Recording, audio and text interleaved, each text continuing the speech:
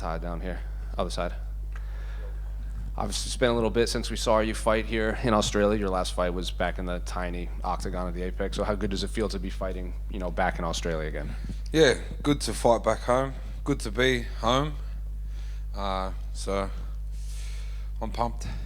Is fighting in Perth maybe even easier than fighting, back home in Sydney? Because I remember they had like the welcome to the country ceremony and they spoke about you specifically, and it felt like you were maybe had to do a lot more media when fighting in Sydney as opposed to Perth. Nah, it's all the same. I still feel like I'm doing a bit of media, but it's home, so I suppose it goes with it. You got matched up with Jairzinho, and he said he wouldn't use the term happy, but he said it was nice having to prepare for an opponent that he didn't think was going to be shooting on his legs or grappling or anything. So when they matched you up with Jairzinho, were you looking forward to just getting in there, getting in a fist fight? Yeah, definitely. It's I suppose it's a good fight for both of us. I've been watching him for a while now, so it's they're usually the fights I like to take and challenge myself. So I'm looking forward to it. I saw on your social media you used the phrase like, my head ain't been too good the last couple of years. I guess as much as you can talk about it, like what was exactly going on in your life that maybe you cleared up? We're normal people, we got shit goes on, and we deal with it certain ways. I feel like my head's been other places other than fighting, so, and it's been showing in my performances. So, but that's how life goes, and we roll on and we roll through. So I feel like I've gotten over that and ready to roll. We saw a video of you sparring with Alex Pereira, and even Jairzinho said you can learn something from anyone, especially Alex. So what was it like sparring in there with him? Yeah, it was kind of my first training session back, and I got the shit punched out of me. So I think I left a few days after that to Dubai, and I was like, yeah, fuck, I better go train. So we've spoken to a few guys that have sparred with him, and when you use big gloves, it's one thing, but they say like, well, if we had MMA gloves, this would feel a lot different getting punched by him. So what was it like feeling him touch you? His power was, I fight in heavyweight, so we can take a punch or two, but it was more I hadn't been training. I went in and I was fucking running out of breath and getting the shit punched out of me. So, but that's the sport we do, and it was all fun and games. We also saw you're going to do the Amazing Race. How'd that come about? Yeah, the Amazing Race. They just kind of popped up, and I thought it's a bit out of my thing, but it was a great experience that I'll get to do with my brother, and people from where I'm from usually wouldn't get to experience things like that, so it was a great opportunity, and we took it and ran with it. And just two quick ones for me, unrelated to your fight. I don't know if you saw, but in November they're going to implement some of the rule changes that will allow 12 to 6 elbows, and it's redefined the grounded opponent rule. You can no longer play the game with just a hand on the ground. So I'm curious, did you hear about these rules, and do you think it's been a long time coming? I don't even think I know the actual rules. So what's you can kick him in the face? So you can't soccer kick them, but you need, some fighters will put their hands on the ground to avoid getting elbowed or kneed or anything, and now they need another part. You can't just prop your hand up and be considered grounded. If my hand's on the ground, I'm probably tapping out, so it's probably not for me. Sure. And I think I know your answer, but how do you see the main event playing out between Israel and Dricus? I think it's going to be a great fight, but I have to back my boy Izzy. I got a bet with Dricus on the rugby union, so hopefully he'll win that too. He's getting a couple rugby, some of the Springboks guys walking him out to his fight. Not if they get smashed on Saturday.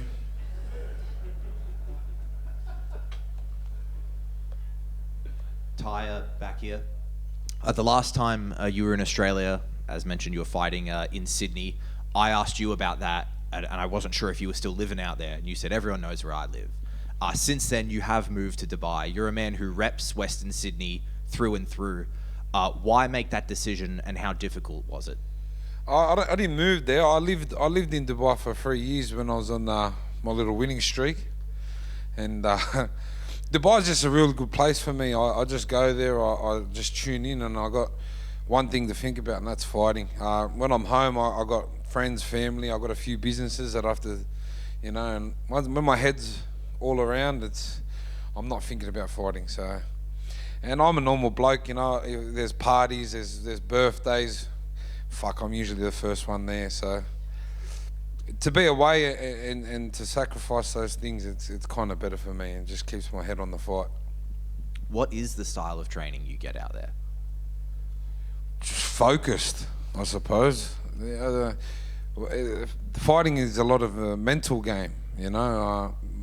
I'm not going to come out and be a fucking wrestler or anything like that, but when I'm there, I just eat, sleep, and train, you know what I mean? So it's more just a mental thing for me. You mentioned those other businesses that you have, Drink West as well as Bam Bam Buds. Are those things that you had dreamed up of doing and then you approach someone about it? Does someone come to you to set that up? How do that come to be?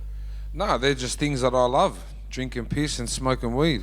So it's it kind of goes with, and I suppose that's sort of, I love to fight, so I love to, that's how I make my money. And I believe that in life you should do things that you love. Awesome, thank you very much. Thank you.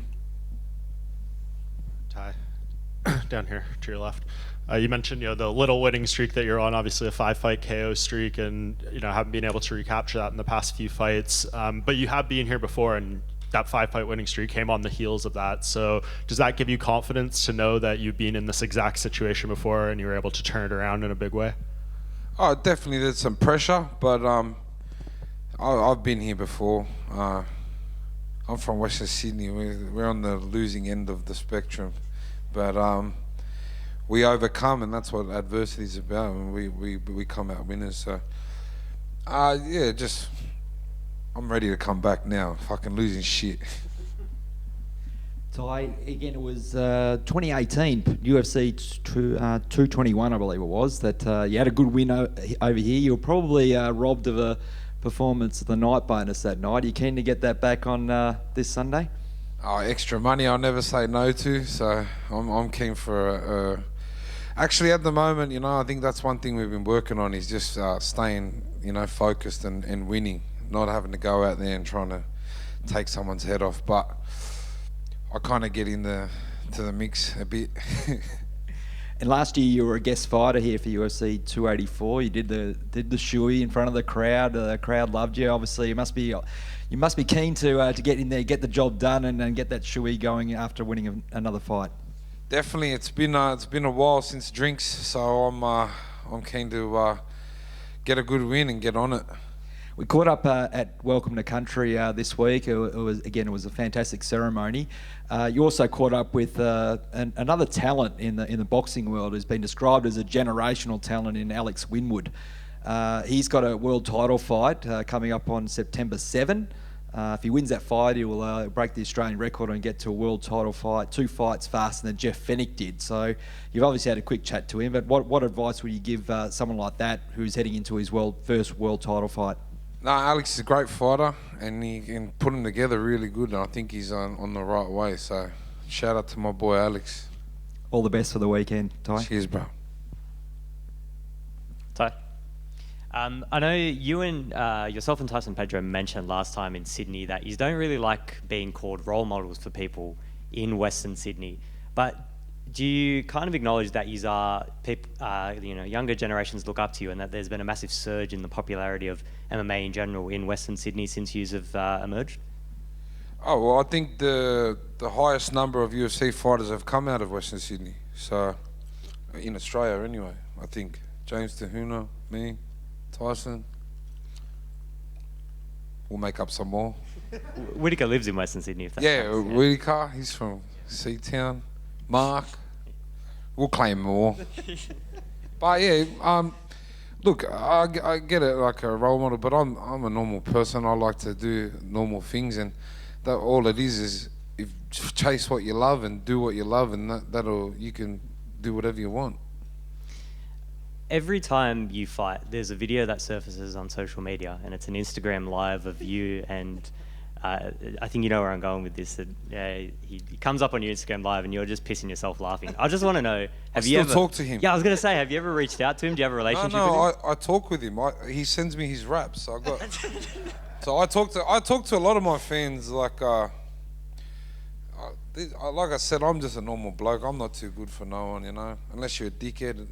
I don't care, you know. We're all normal people. We get along with everyone. But yeah, I still talk to old mate. He picks fruit in Adelaide. It's one of the best videos ever, honestly. It comes up every time, and it's always hilarious. Going to Dubai, I think it was something that Tyson Pedro said before his last UFC fight, is that he liked getting away from the family because it was almost light at the end of the tunnel and a bit of motivation that once he gets through his fight, he's got his family there. Is that something that you've used as well? Yeah, definitely. I like being out of my comfort zone, because when I'm too comfortable, I can go off track. But I sacrificed seeing my son for 9-10 weeks, and obviously it's a bit hard, but got to work hard now, and then we can enjoy the fruits later. Speaking of your son, when the WWE was here in Perth, you came out here and he seemed to love it. Is there a future for you in the WWE? I'd love to give it a crack. I've been a fan of the WWF back in them days, and I've been a big fan.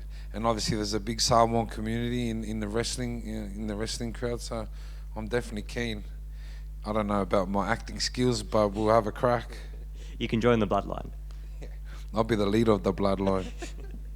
And just finally, Panthers, they're going to do the 4-peat. Definitely. It's 4 Mad Mondays.